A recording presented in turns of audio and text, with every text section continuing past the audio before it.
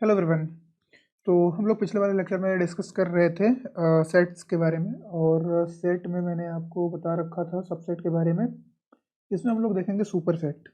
Okay, super set क्या होता है। तो सबसेट के बारे में मैंने क्या बताया है, पहले मैं आपको सबसेट दोबारा से दिखाता हूँ। तो देखिए, सबसेट में हमने क्या बताया आपको कि यदि कोई आपके पास सेट ए हो जिसमें एलिमेंट्स हो 1 2 3 4 और बी है जिसमें 1 2 3 4 5 6 7 तक है। तो देखिए इसमें क्या हो रहा है, ये आप देख पा रहे होंगे इसमें कि जो आपके पास बी है, ठीक, और आपके पास जो सेट ए है, सेट ए जो है वो पूरा का पूरा आपका क्या कर रहा है, सेट बी से बिलोंग कर रहा है। Every element of set A belong to B. तो इसलिए हम लोग क्या बोल रहे हैं, A is subset of B. तो सुपर सेट क्या होता है, सेम इसी वे में आप समझिए। जब आप बोल रहे हैं कि ए इज सबसेट ऑफ बी, तो इसका मतलब ये है कि आपका जो बी है वो क्या है, सुपर सेट ऑफ ए। इसका मतलब क्या है कि बी आपका क्या है, सुपर सेट ऑफ ए। ठीक है, यदि मैं डेफिनेशन लिखने की बात करूं तो कुछ इस प्रकार से लिख सकते हैं, E if A is subset of B, if A is subset of B, if a is subset of b, then b is called superset of a, then b is called superset of a, superset of a। मतलब जैसे देखिए, suppose करिए आपके पास कोई set ए है जिसमें आपके पास कुछ गिवन एलिमेंट्स हैं 1 2 3। ओके, आपके पास एक बी है जिसमें गिवन एलिमेंट्स क्या हैं, सपोज कर लेते हैं 1 2 3 5 6। तो आप देख रहे होंगे कि एलिमेंट जो सेट ए है इसके सारे के सारे एलिमेंट्स क्या कर रहे हैं, बी के एलिमेंट्स से बिलोंग कर रहे हैं। ठीक, बी के एलिमेंट्स से बिलोंग कर रहे हैं बिल्कुल कर रहे हैं। तो देखिए, तब इस केस में हम लोग क्या बोलेंगे कि बी आपका जो है वो क्या है, आपके पास जो बी है वो क्या है, वो सुपर फेट है किसका, ए का। ओके, बी क्या है आपका, सुपर फेट है ए का। समझ रहे होंगे आई थिंक। तो आप इसको समझ सकते हैं कि आपका क्या है, B is super set of A, super set of A. आइए, हमने सबसेट सुपर सेट दोनों के बारे में बात कर लिया। अब आइए हम लोग बात करते हैं इक्वल सेट के बारे में। Okay, equal set, equal set. एक सेकेंड, ये यहाँ पे मैंने क्या लिख दिया है, यहाँ पे मैंने लिख दिया है कि बी जो है आपका सबसेट नहीं है, बी आपका क्या है, सुपर सेट है ना। तो B is super set of A. Okay, यदि ए आपका सबसेट है बी का तो बी आपका क्या होगा, सुपर सेट ऑफ ए होगा। आइए इक्वल सेट की बात करते हैं हम लोग। इक्वल सेट क्या होता है, टू सेट, यदि आपके पास दो सेट दिए गए हों ए और बी। ओके, और देखो इक्वल सेट का मतलब यही है कि सारे के सारे एलिमेंट्स क्या कर जाएं,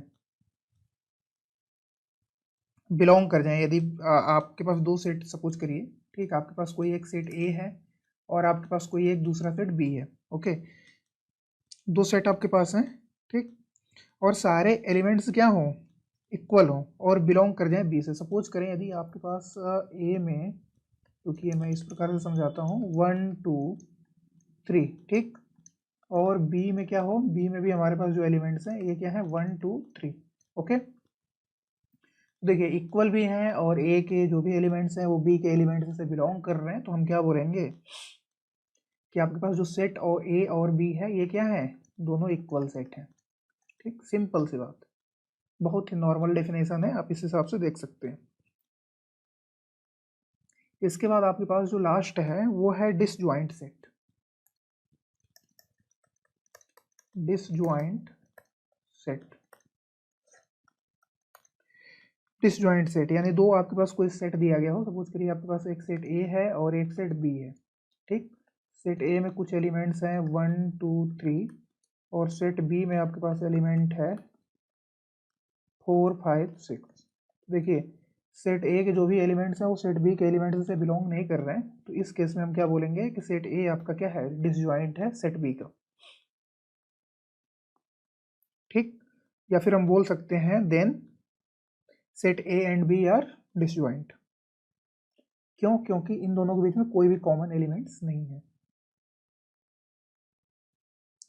चलिए अब हम आपको बताते हैं डेफिनेशन यूनियन की। ठीक, यूनियन यू से रिप्रेजेंट करते हैं, और एक आपके पास होता है इंटरसेक्शन। इंटरसेक्शन उसको कुछ इस प्रकार से हम लोग क्या करते हैं, डिनोट करते हैं। यूनियन को समझिए, सपोज करिए आपके पास कोई एक सेट ए है जिसमें कुछ एलिमेंट्स दिए गए हैं। सेट ए हो गया, इसमें कुछ एलिमेंट्स हैं 1 2 3 4 5, और आपके पास एक सेट कोई दूसरा बी है, इसमें कुछ एलिमेंट्स हो गए 3 4 5 6 7 8। तो जब हम लिखेंगे ए यूनियन बी तो क्या करेंगे, देखिएगा, तो हो जाएगा हमारे पास 1 2 3 4 5 6 7 8 तक। ठीक, यानी इसमें जो आपके पास सेट ए में एलिमेंट्स थे उनको तो हमने लिखा ही लिखा, सेट बी वाले एलिमेंट्स को भी लिख लिया, इसलिए हम क्या बोल रहे हैं, ए यूनियन बी। और ये भी आप देखें, ध्यान दिए होंगे कि इसमें हमने क्या किया है, अपने एलिमेंट्स को रिपीट नहीं किया है। और इंटरसेक्शन क्या होता है, डेफिनेशन आप आराम से देखिएगा, यदि आप बोलते हैं तो डेफिनेशन में आपको लिखवा भी सकता हूँ। आइए लिख ही लेते हैं। ओके, तो इसी चीज़ को मैं आपको लिखवाता हूँ, let A and B, let A and B two sets. Okay, ये क्या है, दो सेट्स हैं, two sets, then union of set A, then union of set A and B is a set, and B is a set, a set that contain those elements, that contain those elements, that contain those elements that are either A, that are either in A or B or in both। यही चीज मैंने आपको ऊपर दिखाया है। Intersection में क्या होता है, इंटरसेक्शन में सपोज करिए यही सेम, ठीक, इसी वाले को हम एग्जांपल ले रहे हैं। यदि यहीं पे हमें क्या लिखना होता है, A intersection, okay, A intersection B,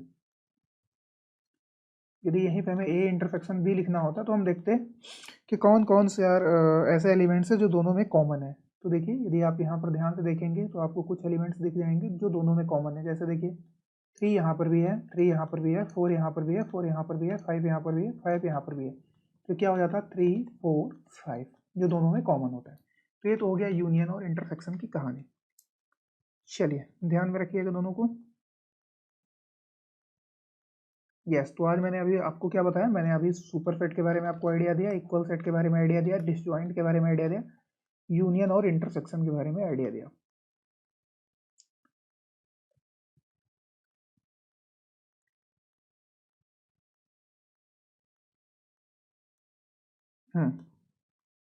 चलिए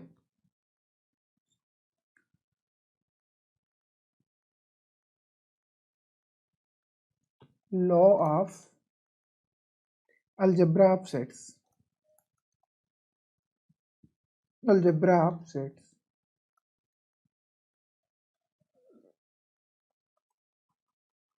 इंपॉर्टेंट है, ध्यान से देखिए। सबसे पहले आपके पास जो लॉ होता है वो लॉ पहला को हम लोग बोलते हैं आइडेम्पोटेंट, आइडेम्पोटेंट, आइडेम्पोटेंट लॉ। देखिए ये कब, जब आपके पास A union A equal to क्या हो जाए, ए ही हो जाए, ओके, या फिर A intersection A equal to क्या हो जाए, ए हो जाए। तो इस लॉ को हम लोग क्या बोलते हैं, आइडेम्पोटेंट लॉ। दूसरा हमारे पास क्या है, दूसरा है कॉम्यूटेटिव लॉ, कोमोटेटिव लॉ।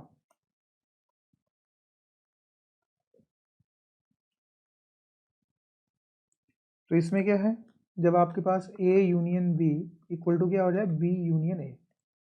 ठीक, कोमोटेटिव लॉ क्या है, A union B equal to B union A. या फिर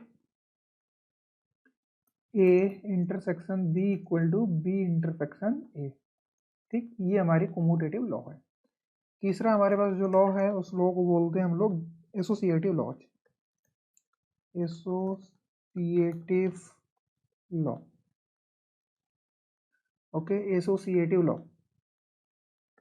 ध्यान से देखिएगा इसको भी।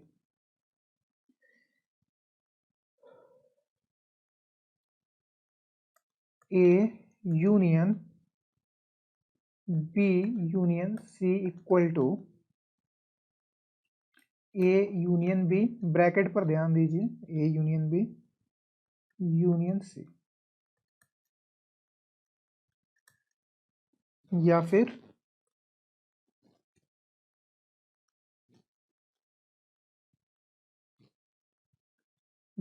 A intersection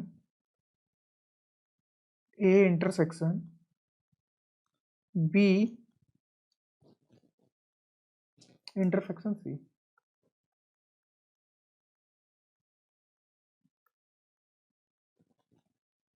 intersection C equal to A intersection B intersection C. ये हमारा एसोसिएटिव लॉ है।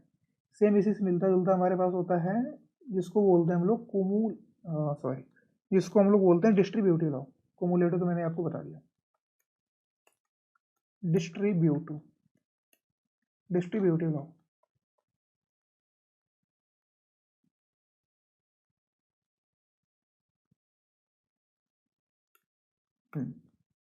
Distributive law, A union B intersection C equal to A union B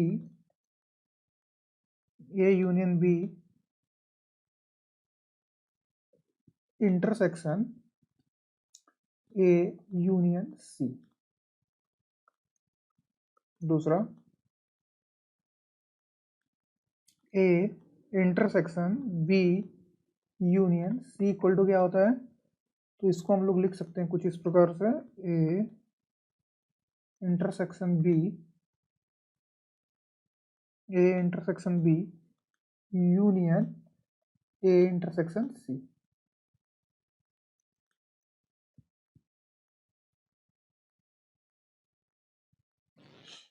A intersection C. तो ये आपके पास हो गया डिस्ट्रीब्यूटिव लॉ। इन सभी लॉ की हेल्प से हम लोग क्या करेंगे, कुछ चीजों को प्रूव करेंगे। तो ये चौथा हो गया। पांचवा लॉ आपके पास जो है उसको बोलते हैं हम लोग identity law.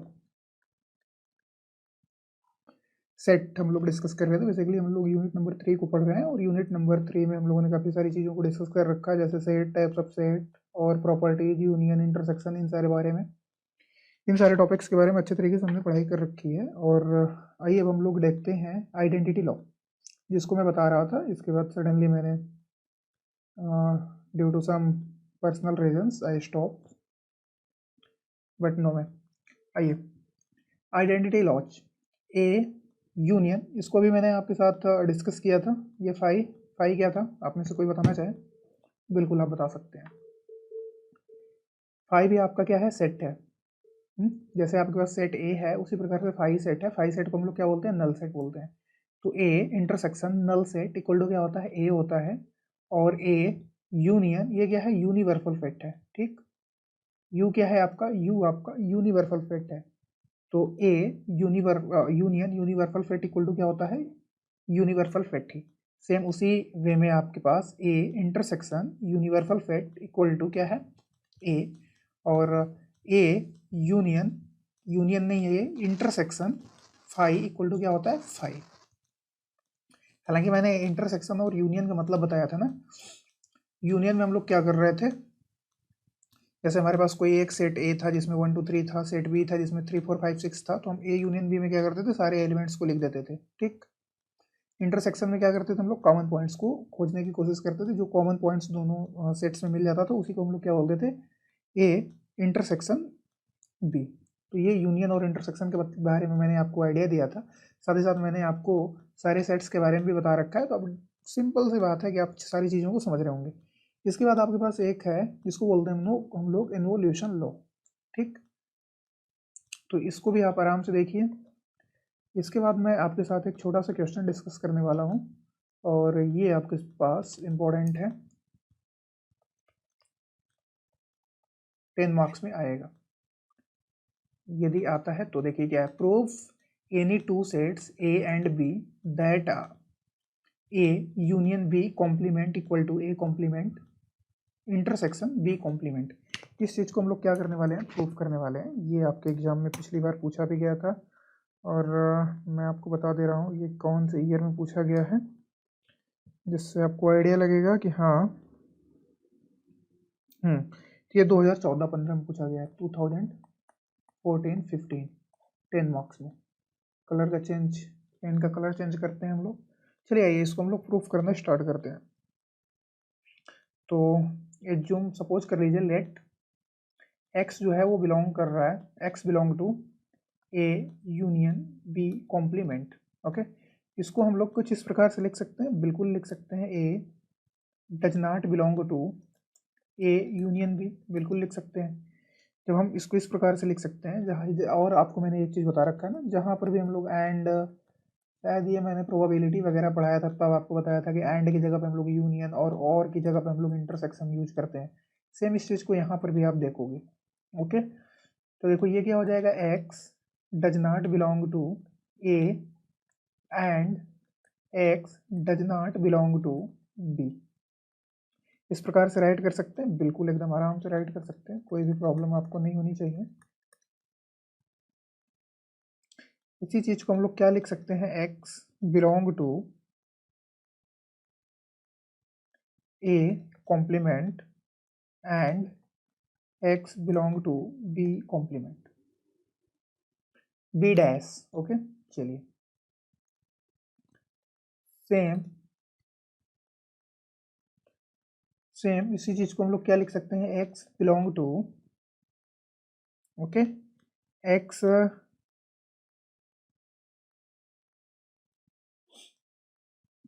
X belong to A dash intersection B dash.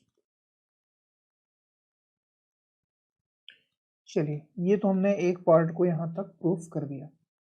Okay. आइए अगले पार्ट की हम लोग बात करते हैं। सो हम लोग लिख सकते हैं A union B dash equal to नहीं, हम लोग इसको सबसेट और सुपरसेट के फॉर्मेट में लिखते हैं। Is the superset of is the subset of A bar intersection B bar. Okay.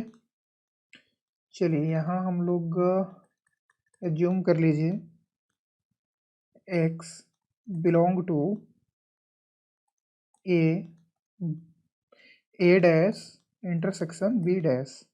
तो सेम उसी वे में जैसे हमने वहाँ पर लिखा, इस प्रकार से यहाँ पर भी लिख सकते हैं हम लोग, x belong to A dash and x belong to B dash.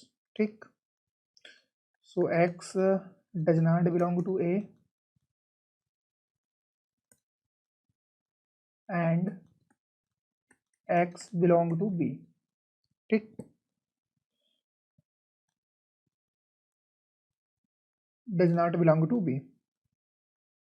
इसी चीज को हम लोग इस प्रकार से लिख सकते हैं, X belong to A union B, और यही चीज आपका हो जाएगा X belong to A union B dash, A union B dash. तो देखिए यदि आप दोनों चीज़ों को देखें यहाँ और यहाँ पर, ठीक, थोड़ा सा मैं जूम आउट कर देता हूँ। देखिएगा, इस पोर्शन को ध्यान से देखिए और इस पोर्शन को ध्यान से देखिए। यदि हम इसको इक्वेशन 1 माने और इसको इक्वेशन 2 माने तो हम इसको लिख सकते हैं ना, A union B dash equal to A dash intersection B dash. यही चीज़ आपको क्या करना था, प्रूफ करना था। तो हमने कर दिया प्रूफ्ड। इसमें देखिए मैं आपको कुछ इंपॉर्टेंट पॉइंट्स और बता देता हूँ। तो यदि आप रिलेशन को देखिएगा, ओके, तो रिलेशन में आपके पास जो इम्पोर्टेंट पॉइंट्स हैं, सबसे पहले आप लोग यूनिवर्सल रिलेशन देख लीजिएगा, ठीक, यूनिवर्सल रिलेशन। दूसरा टॉपिक आपके पास क्या है, यूनिवर्सल रिलेशन के बाद आप लोग आइडेंटिटी रिलेशन देखिएगा, आइडेंटिटी रिलेशन। तीसरा आपके पास जो टॉपिक है वो है कॉम्प्लीमेंट रिलेशन, कॉम्प्लीमेंट रिलेशन। यहाँ से 2 मार्क्स के क्वेश्चंस आएंगे। और यदि आप फंक्शंस के बारे में देखना स्टार्ट करिएगा तो 1 to 1 फंक्शंस के बारे में थोड़ा सा ध्यान दे लीजिएगा। 1 to 1 फंक्शन। देखिए बेसिकली ये सारी चीज़ें क्या है, ये टोटली आपकी थियरी है ना, थ्योरी है। तो थ्योरी को आप बुक से देख सकते हैं, ठीक, बुक्स से देख सकते हैं, या फिर आपके पास सीरीज होगी, आप सीरीज को एक बार पढ़िएगा, समझ में आ जाएगा। तो ये सारी बहुत सारी चीज़ें हैं नहीं, आपको मैं इंपॉर्टेंट टॉपिक बता दे रहा हूँ। इसमें देखो एक ये हो गया, दूसरा आपके पास है ऑन टू, ठीक, ऑन टू फंक्शन। तो ये 2 टॉपिक्स ऐसे हैं फंक्शंस में जो आप देख सकते हैं। ओके, सो चलिए, थैंक यू।